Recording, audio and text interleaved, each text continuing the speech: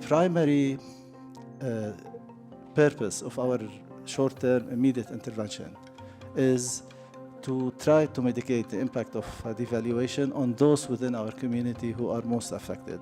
At the top of the list, number one priority, and it's the number one, if you remember, we issued two statements. The first statement addressed the students, and we continue to revise that.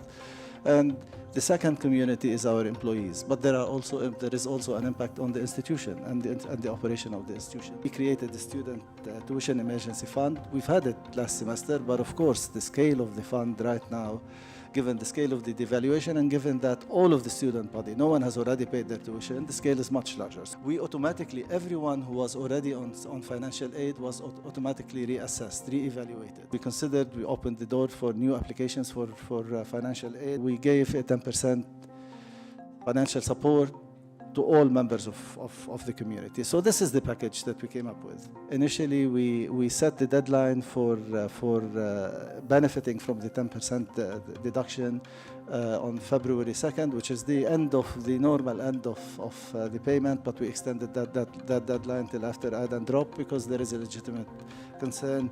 A legitimate point was made about students not knowing exactly what their bill would be like. So currently we have more than 3,000 students on financial support. That's almost 40% of the student body. Some of them are not paying any tuition, and some of them are paying up to 15%. We allocated funds for a one-time payment for employees. At the lower scale, people will get almost the equivalent of two months' salaries, as we did last time, and it decreases. It's not exactly the same amount that we allocated last time, but it's similar in principle and in terms of impact, and it'll appear in the paychecks of our employees, our eligible employees in February.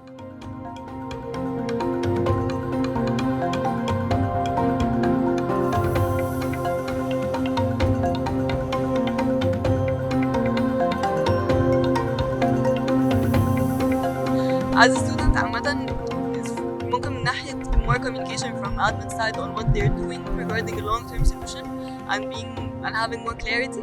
اللي هو مثلا عشان ناس كتير تسأل انتوا مش بتعملوا حاجة، طب ماشي بس ورونا، يعني يقولوا لنا احنا بنعمل 1 2 3، احنا بنشير معاكم كذا، احنا بنوريكم كذا، زي campus conversation النهارده. حاسة ان if this approach was taken more ممكن حبة trust get built. ومن ناحية tuition كده there's still a long way to go، بس it's a very very urgent problem and they need to start working on it. كنا لسه في الميتنج بتاع ال AUC conversation and a lot of solutions has been put on the table. However, none of them have been quite good for us, as they are the same that have said in the emails and things. Short-term solutions aren't applicable at all. Still, people are suffering. I was asking about paying 70% with the dollars payment, like saying that the dollars and the other 30% should be fixed rate, or we have a fixed rate and increase in the value of the expenses each year, but a fixed increased value. And right now we're focusing in the first month on the immediate intervention. I suspect that we will be in a situation in flux for a period of time, so we need to continue to think of intermediary one-time interventions until the situation stabilizes. But we will be working, we are currently already working on the next cycle, not next budget cycle, to see how much, what we can do across these three constituencies for, you know, a longer term solutions. And then we're thinking of a variety of scenarios, but we're not there yet. I don't have a scenario which we're sitting on and hiding from you. We're working on it. We're doing everything that we can to analyze our finances, to analyze also the, you know, from the perspective of our multiple constituencies, to see what the long-term solution is.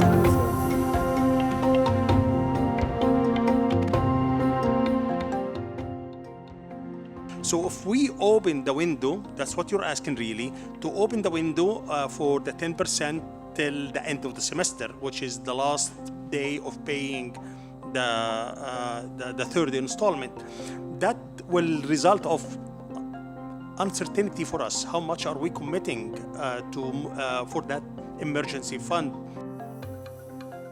Well, the students that will prefer to go, opt to go on the deferred payment most likely are the ones that are actually applying for financial aid and with better and more need into that support. So if you think about it, these group of students actually most likely got higher percentages in two things: in the regular financial aid and in the one-time emergency fund. So you're comparing the 10%, most likely the people that getting the 10%, they're not getting the full coverage from the first two type of supports. So it balances out in some.